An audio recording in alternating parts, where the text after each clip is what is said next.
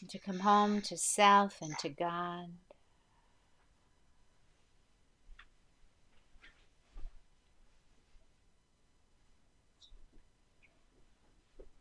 To know that as we join in our hearts, in meditation and quiet, nothing can separate us.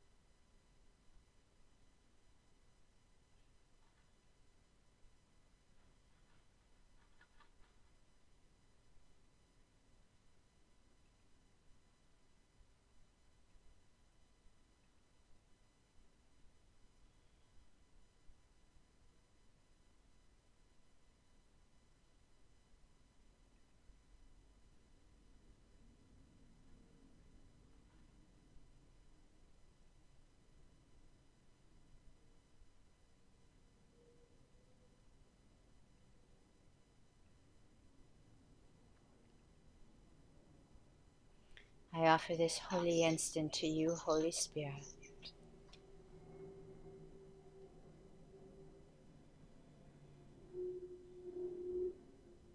Be you in charge.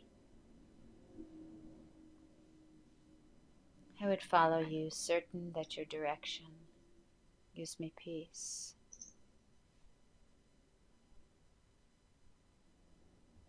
I invite and I invoke love to guide me now. And I give thanks for an opportunity to join, to share, to bless, to heal. And I ask that this time serve your plan for our well-being, for the well-being of the world. May our gathering be offered to the well-being of all your children. Amen.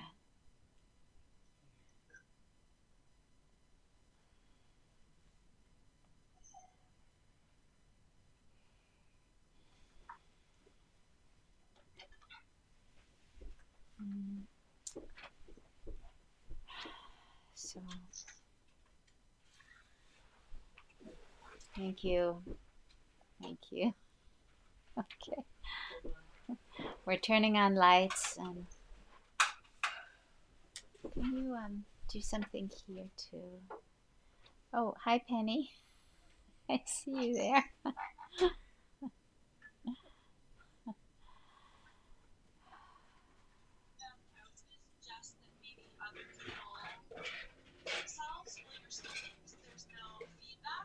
Thank you.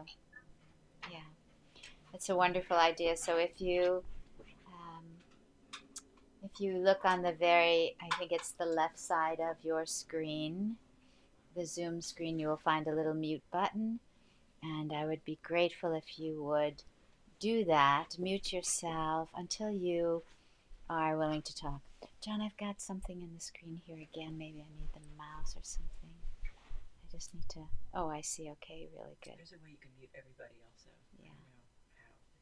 I don't know how. Okay. Apparently there is a way. All right.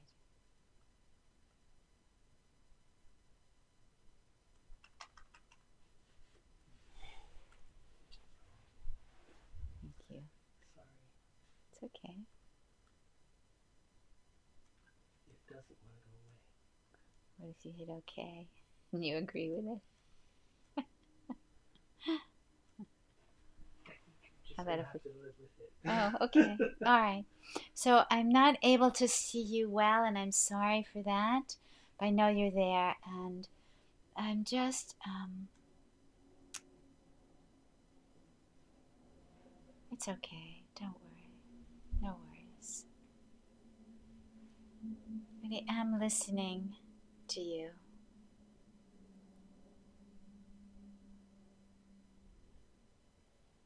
It's okay.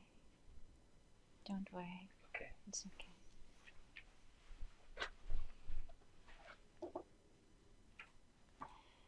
So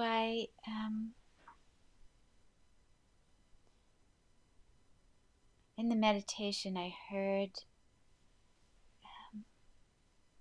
deep in my heart these words. I heard the words, I'm so sorry for your pain. I'm so sorry for your pain.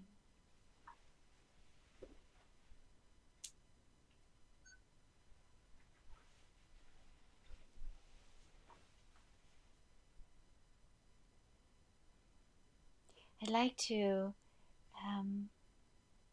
read something. We're in an extraordinarily unique time, a time of rich opportunity, but also a time of healing.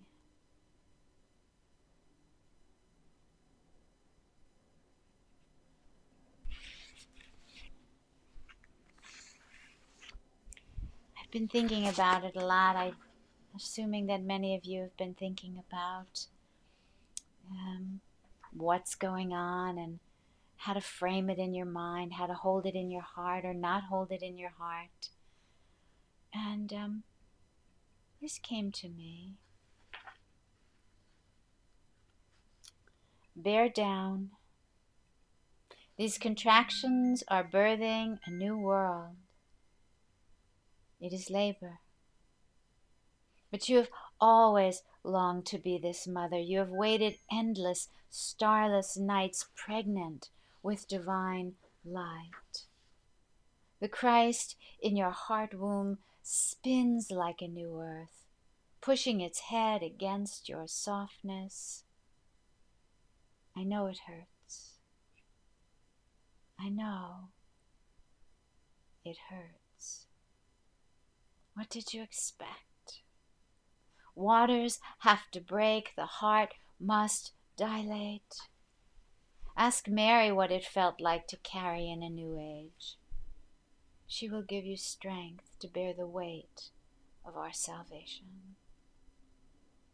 Let it come. Be willing. Bear down.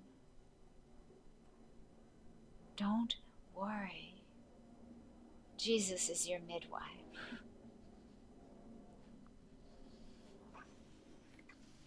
Bear down.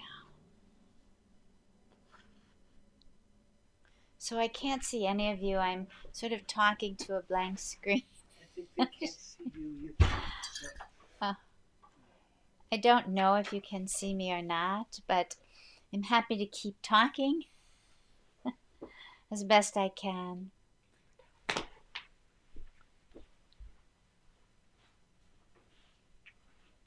John is standing here trying to get you on. If you look at the John Phillips entry, you'll see the live stream. Or you could also view the live stream on YouTube as well.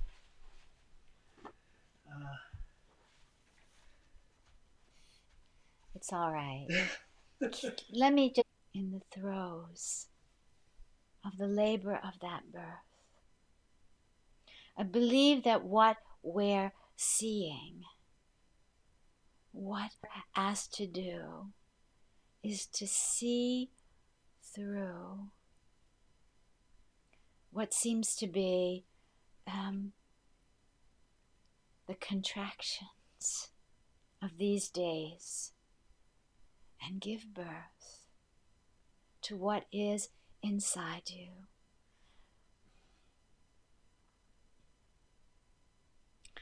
To me, it's as if all of creation, all that's true in creation, is joining. And the joining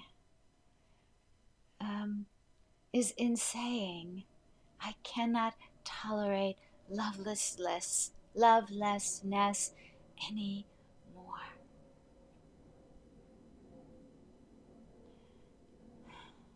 Hence, I'm sorry for your pain.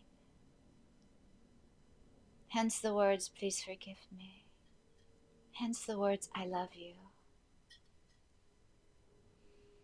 We are in the process of both an abnormal but incredible creative joining like we've never seen before, but also in the pangs of healing, the parts of us that have been living identified with ego. Some time ago, I wrote a little piece about the Lenten experience and my thoughts about what this Lenten experience was. And I can't remember right now all of what was said in that piece, that sharing. But much of what was said there was about this being a time for letting go. we have been trying desperately to add on, to add on, to add on, to add on, to have one more practice and one more teacher and one more thing to do and one more video to watch and one more book to read and add on, ascend, ascend, ascend. And as we were coming into Lent, I was feeling that all of us, all creation was almost so full that there was no room for God anymore. And so what we were given to do and what we were asked, what MaryBeth was asked to do, was to begin this process of making room, letting go, releasing what no longer was serving love's purpose, that was keeping me from hearing love's voice. And that could have been anything. For each of us, it's personally different. But it seemed to me that for each of us, we were being asked to carve out, either with tears or with meditation or with joy, space for the Holy Spirit to really guide us into identification with love, a deeper, truer authenticity. It's been a very interesting Lenten period. I'm amazed because it's almost as if our prayer is being answered in a very strange and a way that is almost unimaginable. The prayer that is being answered is the birthing of the new world. But the new world cannot come until those of us who have been so deeply identified with the little world of me are ready to choose again. And the demonstration of the choice has been made super big so that we won't miss it. The demonstration of the choice between love and fear, what's false and true, is becoming plainer and plainer and plainer. We've been asking, and yet deep in the unconscious, the will for God, our will, our true will, has been buried. And what is happening now is that it is being made apparent that we must choose. We are going to find that will. And those of us who are ready and open and trusting of the journey that they've been on for so long will find themselves more and more in their God center, in the will of God, more in their beingness. But it will be a labor. And so it is no accident, is not random, it's not a mistake that there is this kind of virus sort of seemingly sweeping. We're getting to see how we, not in ways that were specifically malicious, but how we have been asleep. And we have been asleep. Not purposefully vicious, and yet the ego prays when we are dreaming. And the dreamless one is that the universe centers around me, right? That my life is the most important thing here, and my family is next, and my satisfactions and my pleasures. And what has happened is literally our pleasures and our pleasure seeking is becoming so apparent how synonymous with pain that is. And how it is our pleasures and all that we have, the so much that we have, the so much that we can take, that instead of offering it and giving it, it is that which is causing us now sickness and pain, grief, death.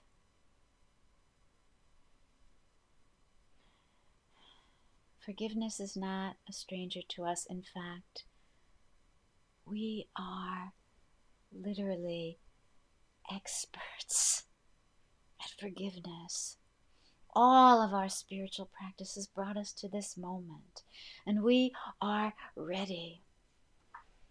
And to be ready means literally to listen and allow the guidance that is being given to us. Allow the guidance to direct your doing. The guidance that I'm receiving is share your peace. But in order to share your peace, you have to allow for the cleansing. Some of this is putting away our addictions, being willing to put down that stuff that we've relied on, all the idols, right? We talked about that at the beginning of Lent. To put away, our reliance and dependence on false gods as best we can, and really lean into what is true. I am Son of God. My identity does not require a cigarette, an ice cream, a shopping spree. I am being asked in so many ways to accept a time of quiet, a period of introspection, and out of that to birth the good of God, the good of you.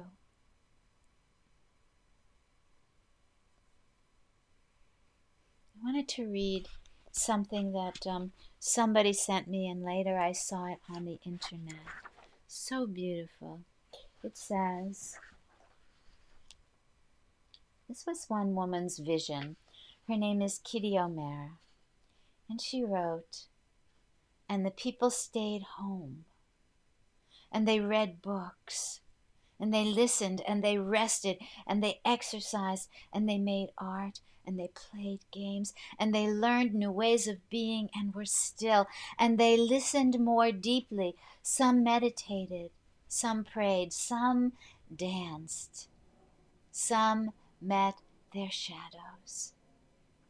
And the people began to think differently. And the people healed.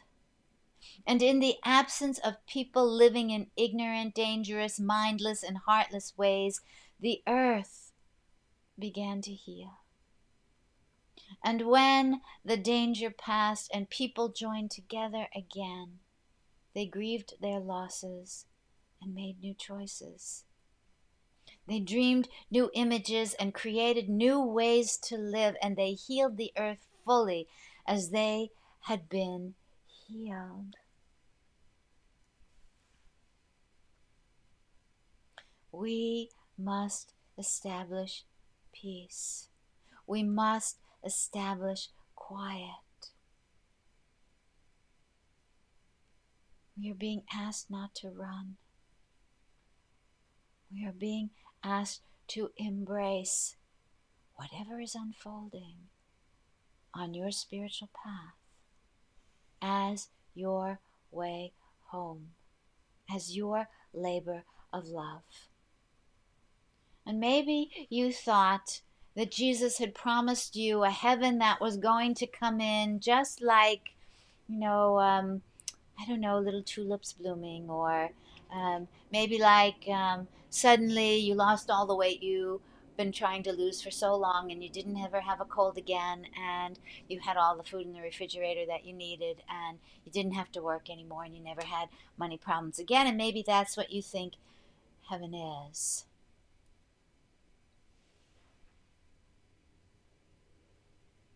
Heaven is love. Heaven is you. Heaven arrives when we let Him teach us how to heal, that we may heal. We've been praying that prayer. MaryBeth prayed that prayer about being truly helpful. To be truly helpful is to accept what is being given to MaryBeth for her healing, that she may extend her peace, her joy, her love, her capacity to forgive, that she may now, there is no more room for being angry at other people, having separation, right? We have caused separation with our desire to be independent and separate. And here we're getting the big dose of separation, right? A big, clear dose of separation. Why? We asked for it. We wanted it. It's exactly what ego says. I'll give you independence, right? I'll give you individuality. I'll give you an empire of your own. We've asked for it. And I'm not saying you, and I'm not blaming you, and I'm not telling you that you should be beating yourself up or punishing yourself. That's exactly what ego would like. What I am saying is, we brought to ourselves the conditions that will help us meet the condition of healing, of acceptance, of identifying with the Christ in us. And what would you imagine Christ would do? What did Mary do in an insane time when she was given literally to birth, to be the conduit between the old world and the new, right? The fearful God of the Old Testament and the bringing in of the love of God through Christ. And look how it came for Mary. Hard. It came hard. She was no princess. It came difficult. It was labor. It was cold where she gave birth. She had enormous trust. And because she had enormous trust, she had vision. And because she had vision, many, many in the world were impacted and affected. And the Magi came, and Joseph trusted to marry her. And she was given passage to Egypt. And she bore a baby, unwed. A baby, unwed. Isn't that incredible? An unwed mother, right? Everything the ego would say is wrong and bad, right? And illegal, and who knows what else in her time. Something to be stoned for and shunned for. She brought forth new world, right? The coming of Christ, the first coming of Christ. You are Mary bringing forth the second coming of Christ. It's so amazingly beautiful. If you will accept it, if you will own it, if you will do your part, if you won't be arrogant about this doesn't pertain to me, right? If you will listen to the voice of your heart and do what it says. What does it say, and what do we know? Jesus has been telling us in the way of preparation. Don't judge. Don't judge anyone. Those who seem to say, I need strong boundaries here, and those who say, I don't. Don't judge anyone. Go inside. Look at what the judge inside you is doing to you. Refrain from judging, right? Give more. You are teachers of God. You're teachers of God. You have more to give than anybody who's identified with ego. They have nothing. You are not the impoverished. You are the wealthy. Mary was the wealthy. Give more. And I don't know what it is you're supposed to give more of, except I know it's yourself. It's authentic. It's your vulnerability. It's your softness. It's your kindness. It's your being able to grieve with others. It's your resources. It's you. All of that is you. Give more. The day and the time for collecting and adding on and having, 300 rolls of toilet paper is done. It's done. You live in Christ. Christ lives in you. You will have what you need and more of it. Trust this. Give more. Right? Even if your giving is the correction of the grimace on your face to a smile. Give more forgiveness.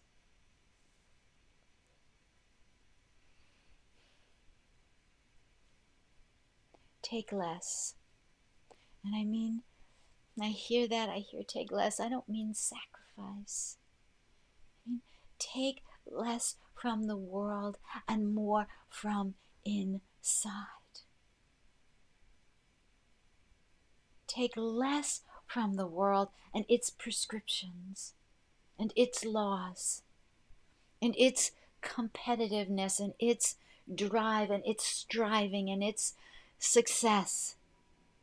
Take more from what's inside you. You are rich, precious ores inside you, precious resources. Dig for them. Use this time. Really use this time to get quiet, right? To bask in spiritual word, to dive deeper into your own healing process.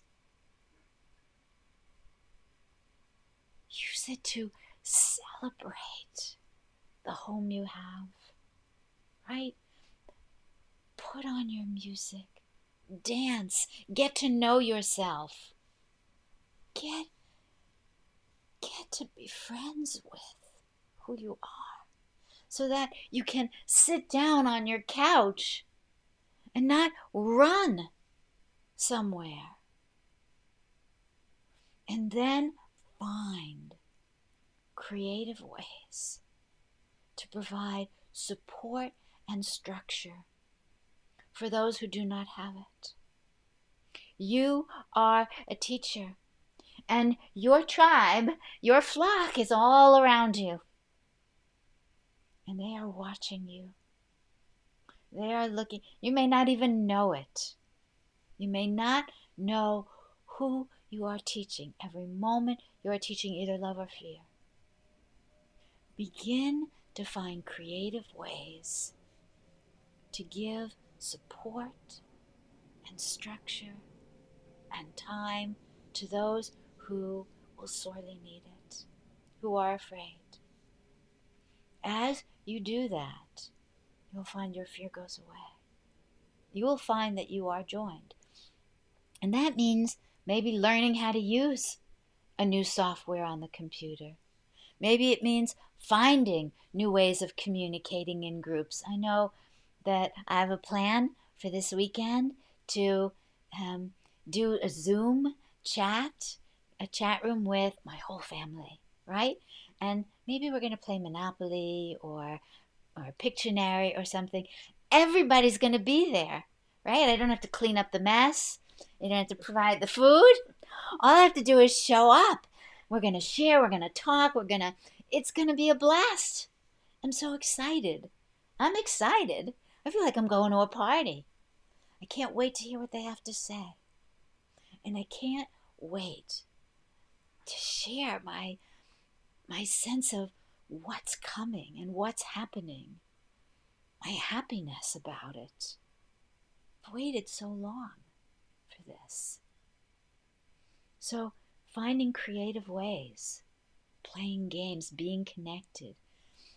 Because we're not going out into the world, into all of these social settings, restaurants and maybe parties and groups and organizations and whatever it is that we're so used to doing, to the gym, to get our sort of sense of connection, but not so close, right?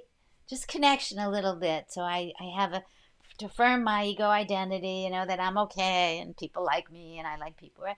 Whatever it is, right now you have an opportunity to really practice connecting without the body. And this is something that you know. You know it. You've done the lesson. I am not a body. I am free. You know this. You know how to extend a thought. You know how to connect in prayerfulness. You know how to receive messages from your brothers and sisters. You know when they're in distress, right? You know when the phone is going to ring and you know who it's going to be. And you know how to join. And the opportunity now is to stay joined in heart and mind in greater ways, in creative ways. Not to let that go. Because this is only a time. And honestly, the amount of time depends on us. Our passage through what seems to be so frightening and scary is our decision about time.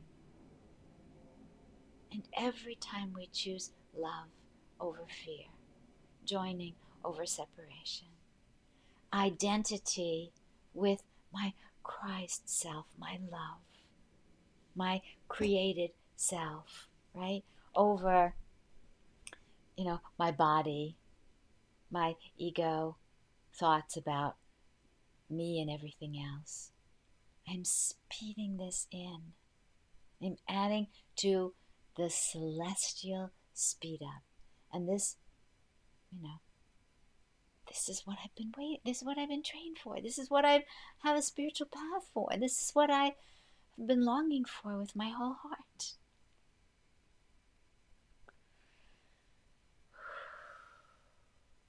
I had a vision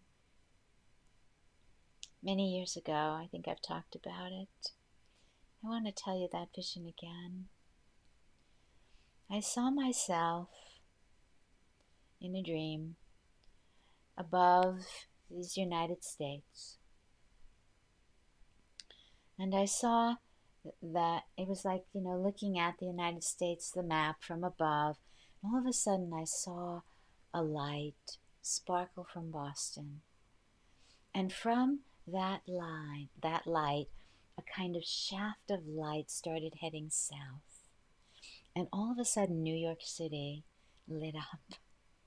And from New York City, a shaft of light started traveling down the east coast of America.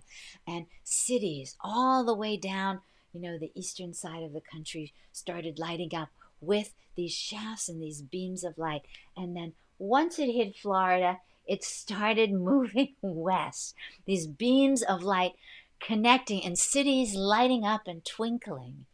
And it was such a joy to see that the whole of the United States was like a grid of beams of light shining with cities twinkling. And I knew the vision was of God. And I felt, and this was many, many years ago as I was beginning this spiritual path, I felt like this is where we were going. And it came up for me again this week because I feel like this is what we are going to be able to, this is the world we're going to live in. That instead of being separate, that we are going to be universal, connected by the light that's within us. That we will be that light, cities of light, and that we will beam and connect to others.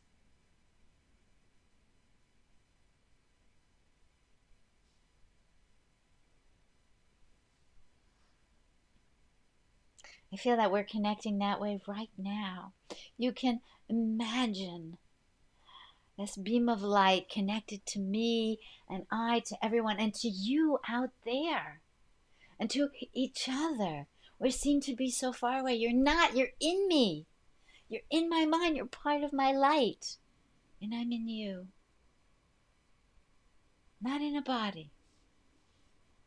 Within God. Within mind. Within spirit.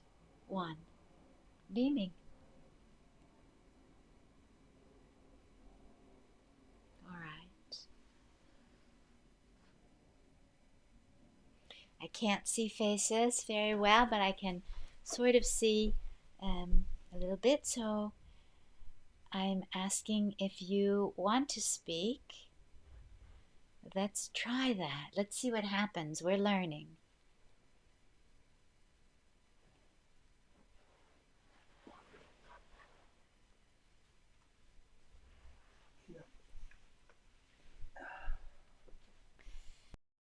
Let me ask, can you still hear me? I'm pretty sure they can. John says you can hear me. The same way that you can, see me. And oh, yay. Thank you. I'm so glad. Would anybody like to share anything? And I'm open to hearing what's going on for you. Please feel free to talk about what's for you.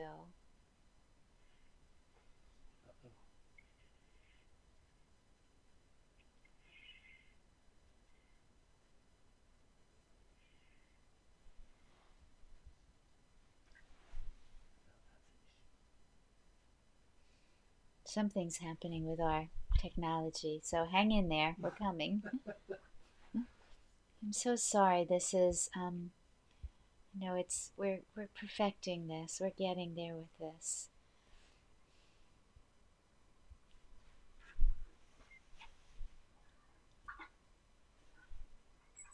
So I hear you now. I think that you, if somebody wants to speak, you can. It looks like, Jim, it looks like you want to speak, but do you have a microphone on your computer? Why, you can't hear me? Oh, we can yeah, hear we you. do. Okay. I hear you. Well, okay, good news. I've been praying, I don't know, for a couple years now of listening for guidance, and it came over me yesterday that Thank you. thinking about something I read recently about connecting to God with a feeling, and then it came over me that all of a sudden I started humming along and the feeling came over me, the feeling of being connected. There was almost like an inner smile. And so I just wanted to tell you that good news that connecting with God with a feeling today was coming. Awesome. That's awesome. So that's such a beautiful teaching for us to remember that this is not about stuffing down or bearing down in a way where it's about feeling every contraction and connecting with God through the feelings. I love that. Thank you.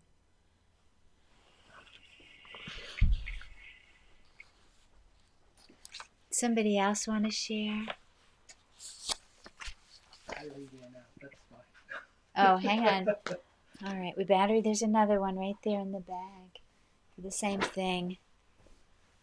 We're changing batteries now. John is running back and forth, doing his very best to be perfectly helpful. Yes. So just hang in for 1 minute more. We're grabbing a new battery, and you will be able to share something. Well, MaryBeth, I like what you said about giving more, and it's certainly a wake-up call for myself because most of the time I show up places waiting to receive, and it's not even a conscious thing. It's just I guess that's been the habit, and I'm certainly in a position to give more, and I want to keep that alive and just in the front of my memory so that I can approach life with that attitude. I love that too. I love that. So here's, these little awarenesses are giant healings for us. If you find something like that and find an inspiration to give more, oh my God, do you know how much more you're going to receive, right? Like if you give more, well, what does he say? Giving and receiving are the same. Wow, you're going to receive more. You're going to have more. So I love that. And I love the little epiphany. And that's all we're asked to do. To just see a little something and say, oh, I can let that go. And I think I can be creative here. Christ and me can be creative. I love that. Thank you. Thanks for sharing that. Somebody else want to share?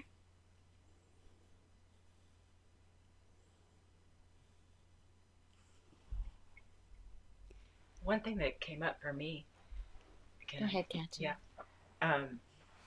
Jim was talking about feeling, and I think for so long we didn't feel. I think it's just like we're almost given permission now to truly feel. And recently, that something that came up for me was an issue about what's real, what's reality. And what came up for me was reality is not a thing, it's a feeling. Right? That's what's real. It's a feel that you have within yourself. It's like recognizing your true self and your fellow, friends and family. It's a feel thing, and that's why I really like, Jim, what you said about how with the humming, like you felt it. You felt a connection.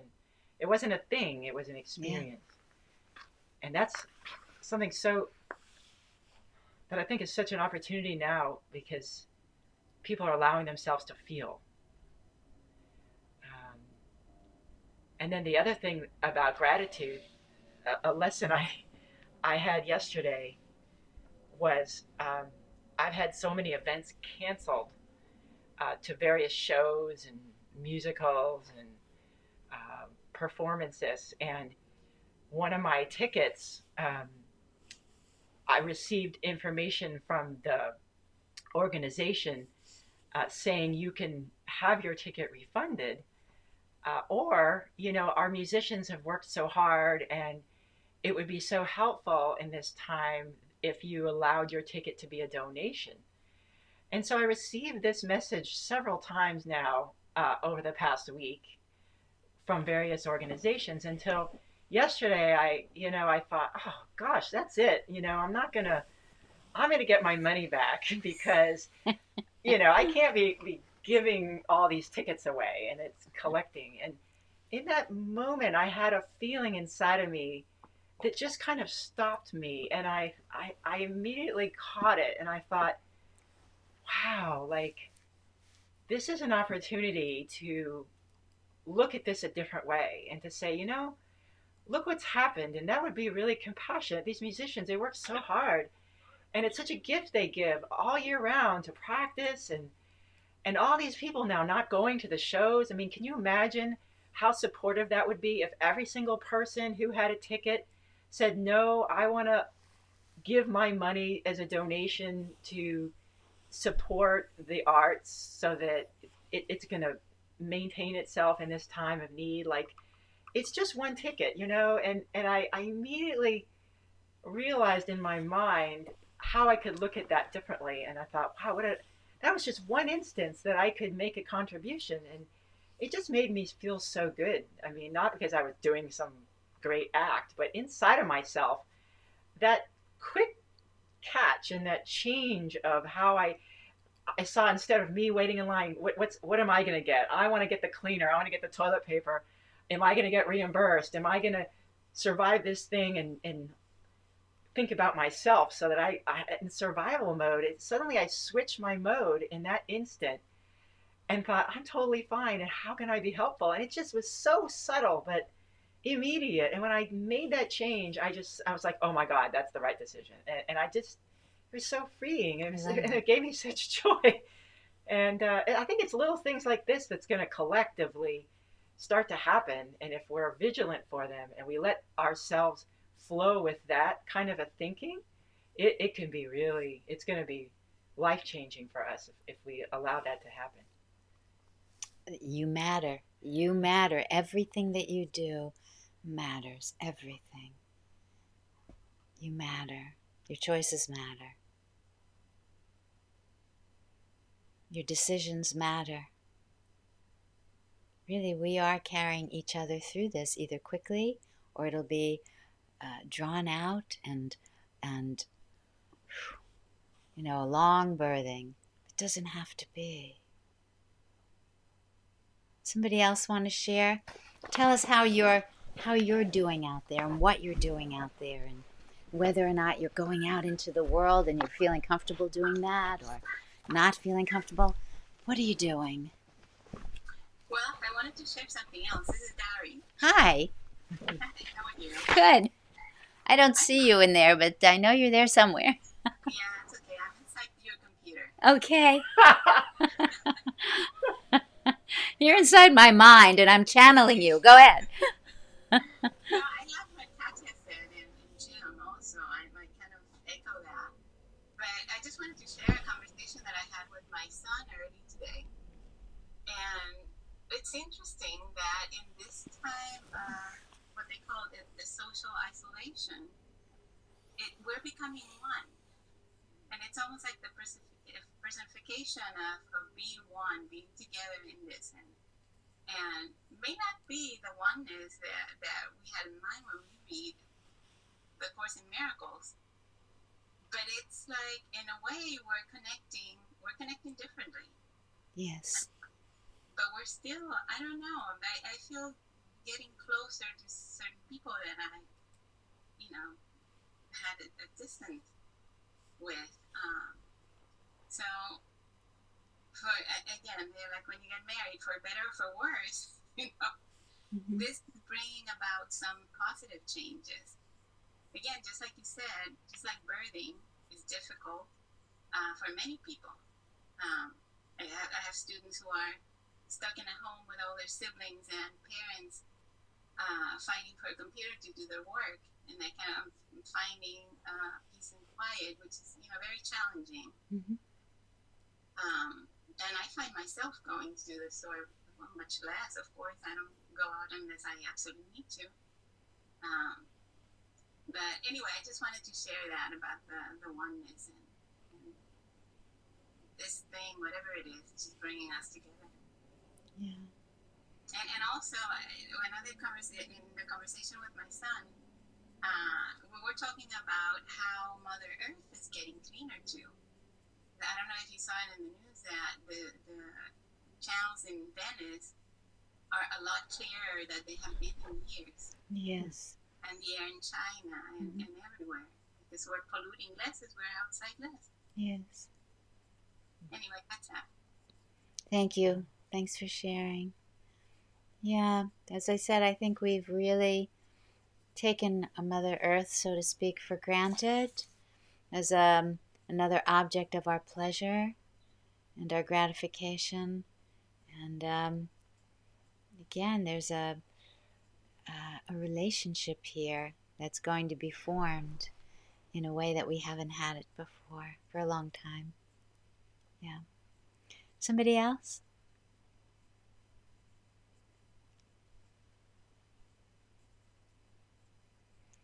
How many of you or any of you are feeling fear? Are you afraid? And don't be afraid to say you're afraid. That's exactly, what I mean. So Jim Murphy said, feel your way into this. Somebody's talking. Go ahead. This is Ari again. I'm only afraid when I go to the grocery store. I'm good. Yeah. Yeah. I just found out that the three women up above me have been quarantined. Oh, okay. So is that frightening for you? Yeah. A little concerning because my wife has COPD, so it's I want to be as careful as I possibly can especially for her health. Sure. So, one of the things that we know is that fear begets more fear, and that love heals, right? Love and healing are synonymous. Love and wholeness are synonymous. And so part of what this whole thing is, I believe, is really an opportunity to establish peace, to calm my mind, to open my heart, to finally really do those practices which stop my mind from ruminating on the fear, whatever they are. And there's many, many, many ways of doing that. To really settle down with myself lovingly. And I feel like it's the greatest gift for us. I feel like what's happening is the greatest gift, that we're being given this opportunity to do so. And not a social isolation, because we can, honestly, I know that this probably sounds really far out, but we can meet on the inside. We can feel our aloneness. We can meet on the inside. We can feel our sense of loneliness disappear as we begin to perfect this inner life, where we hear God, where we feel each other, where we just get quiet and we know. It's like being one. It is being one. We are one. Somebody else want to share? Hello? Hello. Hi, this is Kathy O'Hurt from East Hampton. Kathy. Hello. Hello. It's nice to hear your voice. Oh, thank you. It's wonderful to hear all of yours. And I'm so happy to be able to join you. And I'm speaking because I'm looking out into my backyard, and beyond it there's a view of Mount Tom. And at Christmas time, there's a star that's illuminated on the mountain. They're little mountains. And I just open my eyes, and the star is lit. Yeah. Of course. Of course, how wonderful that someone did that. Because it's only for a couple of weeks around Christmas time. Yes. Yes. What a giving, right? What a giving. Right. Ah. Right. Thank you so much, MaryBeth. You're welcome. Thanks for being here and sharing. Hello, everybody. This is Nicholas. Hi, Nicholas. Hi. I wanted to share something that really hit me this morning. Briefly, a lot of people in the group of Lisa and Bill on the internet, there was a large group that gathered the same way that we're here, and somebody was talking about how contagious fear is, and to simplify the the way it can affect us. On the other hand, there is a very deep truth that love is even more contagious. And no matter how contagious fear might be, love is the salvation.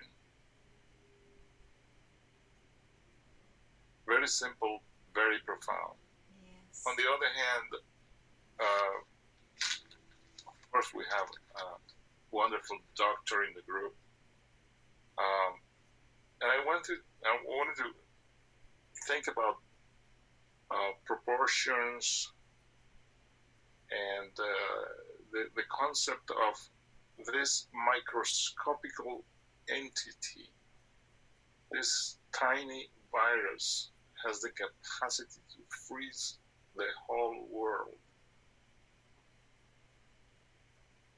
while at the same time, us who are billions of times bigger than the size of this tiny virus, right, are finding within ourselves the solutions and the possibilities to face this challenge. And in a matter of weeks or months, the end result is a closer world, a tighter concept of caring about one another. Our group has become more united than ever. Our Course in Miracles people and the way we feel, more than ever. Yeah. I've been alone, but I haven't felt alone. And that's precious to me. Yes. Thank you for this opportunity. You're welcome. Thank you, Nico. Thanks for sharing. You're welcome. It's very hard to be short. Well, that's one of those wonderful epiphanies that we're just talking about, and thank you for seeing it. That's all. Yeah, it is. I have that disease too. Somebody else? How's our time? I can't see it. It's not 8:55. okay. Oh, it's 8:55. So we may not read tonight because I don't want to keep you on too long. I do want to give somebody else a chance if they want to talk about your situation or what's happening for you.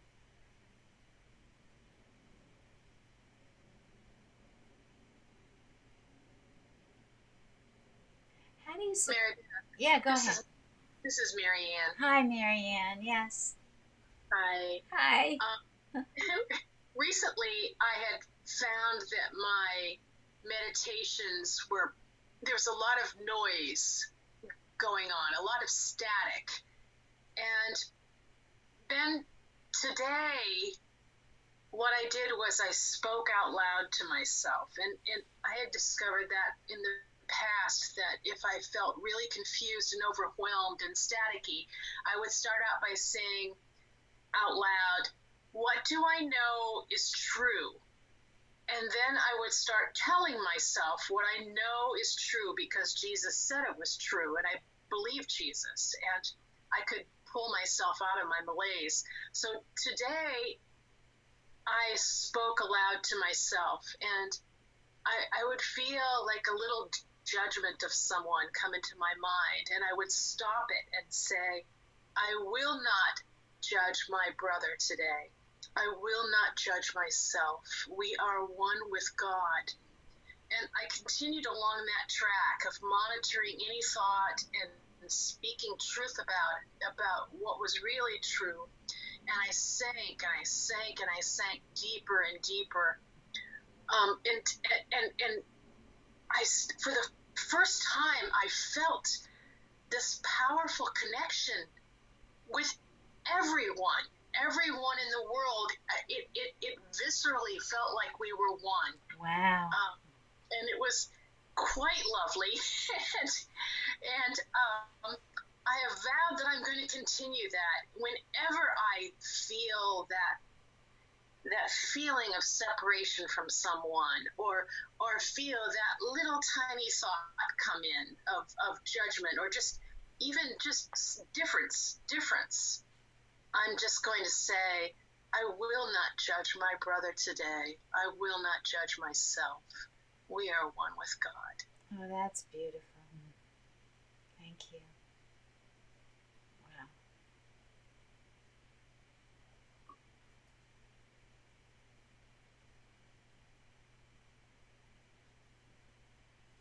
Anybody else? Penny, you're so quiet tonight. And you're upstairs.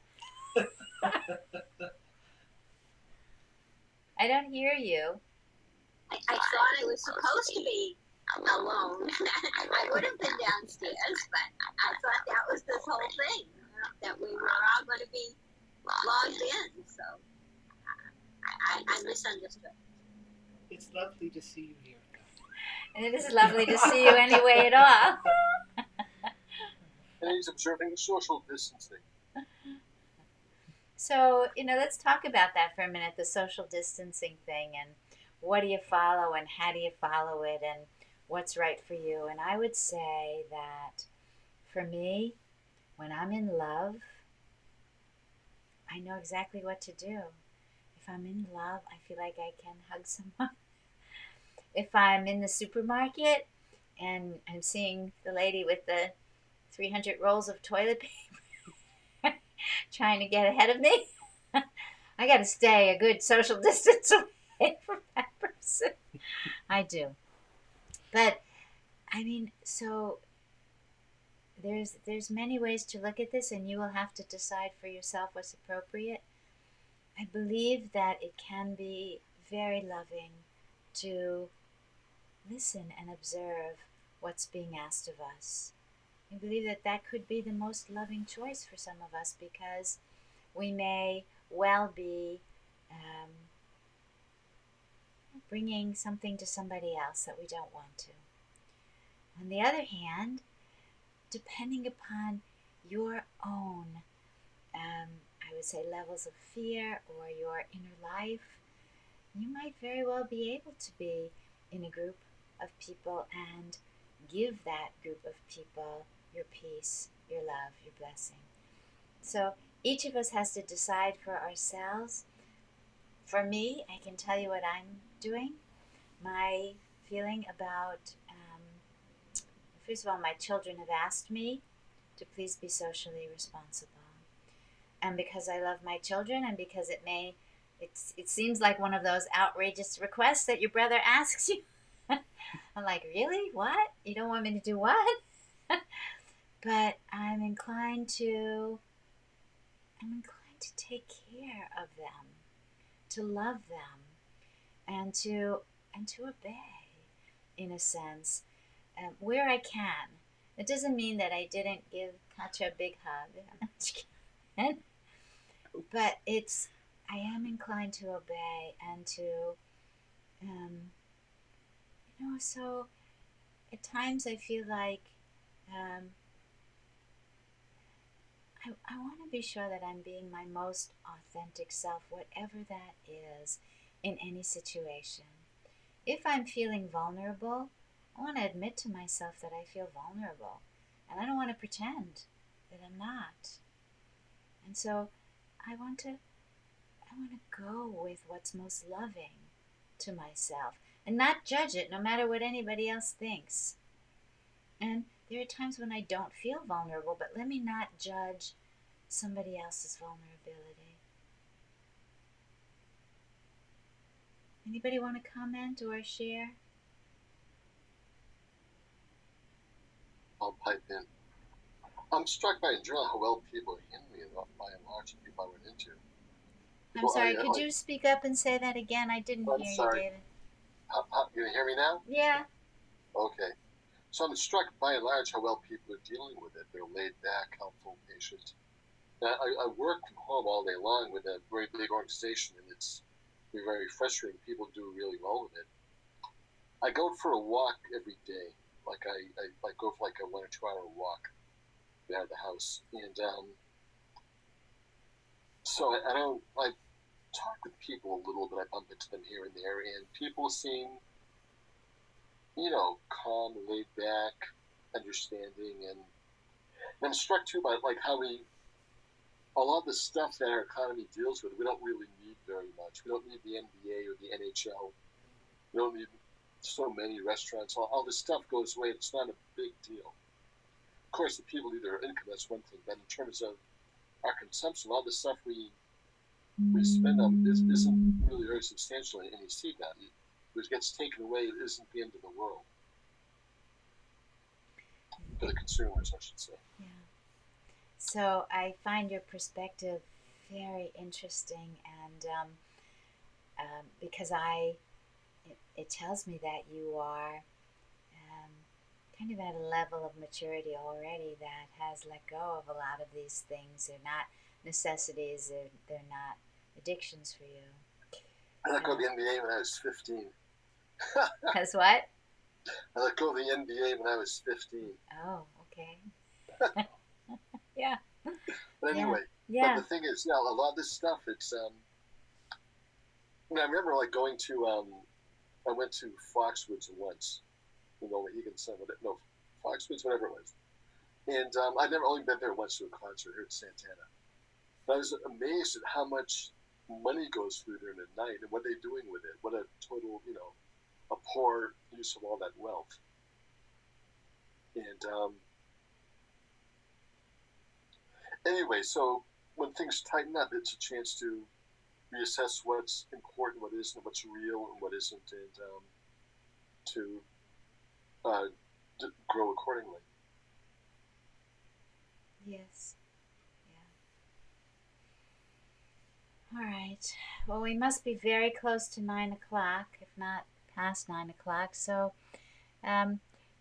let's leave room for one person, and that will be the last, and then we'll pray. If there's one person who hasn't had a chance to speak and wants to share something, has something on their heart to share, we'd love to hear it.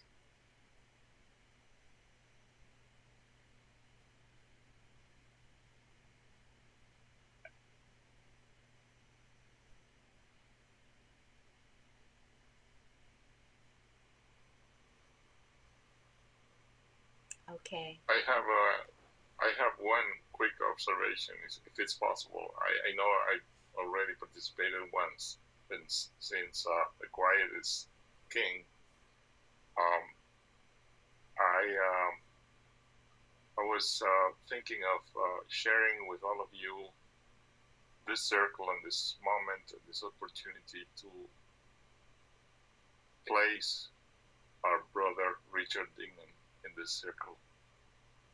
I know that he and his family and he and Jan are having challenges with taking care of Jan's father and all this limitation, but at the same time, in the distance, we love him and would like to pray for him on our behalf. Okay. So that is a perfect segue into our closing prayer. I'm not going to stand up tonight, and I won't hold anybody's hand. We are holding hearts. But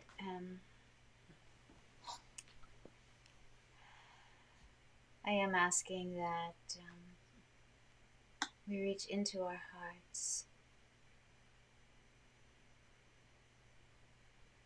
into the gratefulness of what we are in truth. I thank you, God, for this amazing way of joining, of remembering that we're not separate, of lifting up our voices, of being vulnerable, and also being invincible. Thank you to John and also Cassandra for doing our technology for us. A little bit of a challenge, but we're getting there. And thank you, God, for this place, this space, these words. Please, we remember the people in our prayer basket. Penny still has the prayer basket there. If you want to add somebody's name to the prayer basket, you can send me an email. We'll put it right in. And please feel free now to, if you have any of your own intentions that you'd like to share, prayers that you'd like to share. Richard, we're just lifting Richard up, and he's just with us, completely with us, and with God. Please feel free to add your own.